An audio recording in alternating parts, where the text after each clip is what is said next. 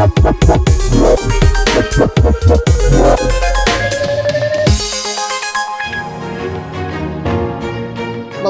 pemain bintang biasanya jadi momen yang bikin fans patah hati dan pesimis soal masa depan tim.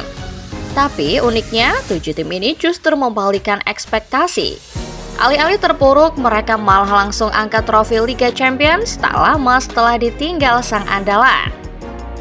Apakah ini soal strategi jitu, chemistry baru, atau cuma kebetulan semesta? Yuk simak kisah 7 tim yang sukses juara Champions League setelah kehilangan pemain terbaiknya. Real Madrid 2024. Sejak ditinggal Karim Benzema di tahun 2023, Real Madrid sempat bikin banyak orang khawatir soal lini depan mereka. Soalnya Benzema itu ibarat nyawa tim waktu Madrid juara Liga Champions 2022. Jadi wajar aja kalau banyak yang mikir peluang juara musim berikutnya bakal makin kecil. Tapi ternyata Ancelotti dengan cerdik bisa menepis keraguan tersebut. Pemain baru mereka Jude Bellingham langsung nyetel dan tampil gila-gilaan di musim pertamanya. Main sebagai gelandang, dia malah sukses cetak 23 gol dan malah jadi solusi atas kehilangan Benzema. Gak cuma Bellingham, Joselu juga muncul jadi pahlawan gak terduga. Awalnya diragukan karena sudah tua dan bukan striker kelas dunia. Tapi dia berhasil menambal ujung tombak Los Blancos agar tetap tajam. Harmoni itu pun membuat Madrid sukses mengangkat trofi Liga Champions ke-15 mereka setelah ngalahin Dortmund di final yang digelar di Wembley. Chelsea 2021. Sebelum Cole Palmer, dulu Chelsea punya monster berdarah dingin juga, Eden Hazard namanya. Hazard tuh nyawanya Chelsea. Dia udah ngasih banyak trofi, diantaranya 2 Premier League dan 2 Europa League. Jadi wajar setelah Eden Hazard cabut dari Chelsea di 2019 ke Real Madrid, banyak fans mungkin gak nyangka klub kesayangannya masih bisa gacor. Apalagi bisa juara Liga Champions cuma dalam hitungan 2 tahun. Waktu Frank Lampard dipecat Januari 2021, Thomas Tuchel langsung ambil alih. Sisanya, ya jadi sejarah. Meski di atas kertas, tim Chelsea saat itu nggak kelihatan terlalu meyakinkan. Terutama karena top skor mereka cuma Tammy Abraham dan Timo Werner yang masing-masing bikin 12 gol. Tapi Tuchel berhasil menyulap tim itu jadi mesin kemenangan. Kunci utamanya, manajemen pertandingan yang jitu dan lini belakang yang solid banget. Ironisnya, Hazard juga dapat medali Liga Champions bareng Real Madrid setahun kemudian. Bedanya dia lebih banyak jadi pelengkap aja di skuad Los Blancos, bukan pemain kunci seperti yang dulu di Stamford Bridge. Liverpool setelah jual Coutinho 2019. Philippe Coutinho cabut dari Liverpool di Januari 2018. Dan gak butuh waktu lama, cuma setahun lebih, The Reds langsung angkat trofi Liga Champions. Waktu itu banyak fans yang sedih banget lihat Coutinho pergi. Tapi ternyata uang hasil penjualannya dimanfaati dengan sangat baik. Liverpool langsung beli beberapa pemain yang bisa nambal kekurangan The Reds sebelumnya.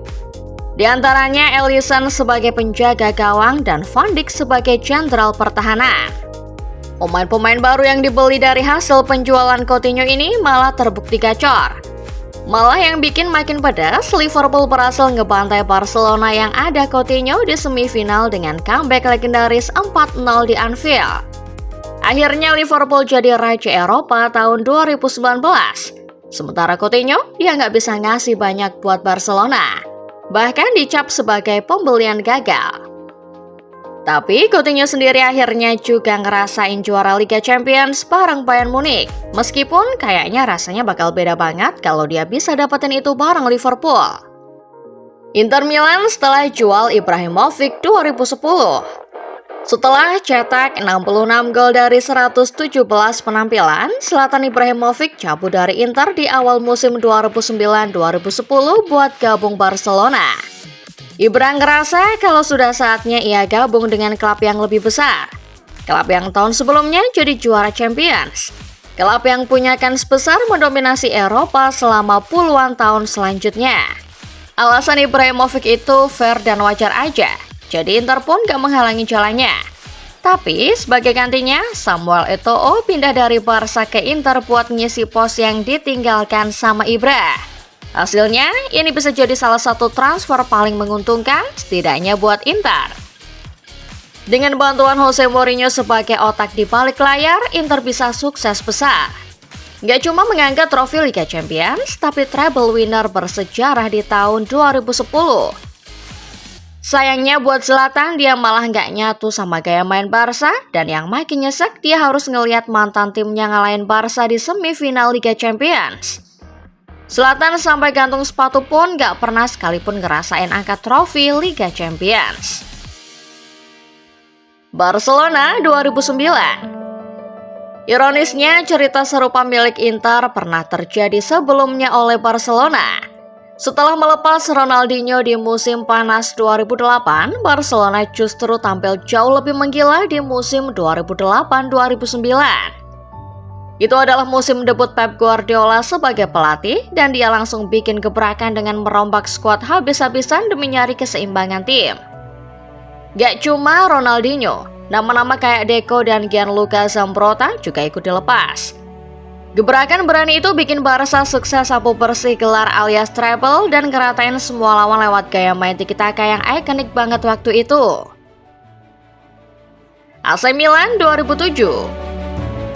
Andriy Shevchenko sempat jadi mesin gol AC Milan, bahkan mencetak 28 gol di musim terakhirnya sebelum pindah ke Chelsea tahun 2006. Transfernya waktu itu bikin heboh karena nilainya tinggi banget. Dan banyak yang ngira Chelsea udah dapetin jackpot. Tapi ternyata Milan yang justru untung besar dari transfer itu. Sheva kesulitan tampil maksimal di Inggris dan performanya jauh dari ekspektasi. Striker Ukraina itu malah jadi aib sebagai pembelian flop Chelsea. Sementara itu, kehilangan Sheva sama sekali tidak melemahkan Rossoneri. Filippo Inzaghi malah jadi lebih bersinar daripada sebelumnya. Yang makin nyesek, Milan langsung juara Liga Champions nggak lama setelah mereka ngelepas sang bintang. Liverpool 2005. Waktu Michael Owen cabut ke Real Madrid, fans Liverpool pasti nggak terlalu berharap banyak dari musim 2004-2005. Apalagi performa tim di Liga juga nggak konsisten dan akhirnya cuma finish di peringkat 5. Tapi siapa sangka justru di Liga Champions mereka bikin keajaiban. Di bawah asuhan Rafael Benitez, The Reds sukses menangin salah satu final paling ikonik sepanjang masa. Mereka berhasil comeback dari ketinggalan 3-0 lawan AC Milan. Sementara itu, karir Owen di Madrid nggak berjalan mulus. Cuma semusim doang di sana lalu langsung dilepas. Jadi bisa dibilang yang senyum terakhir tetap Liverpool.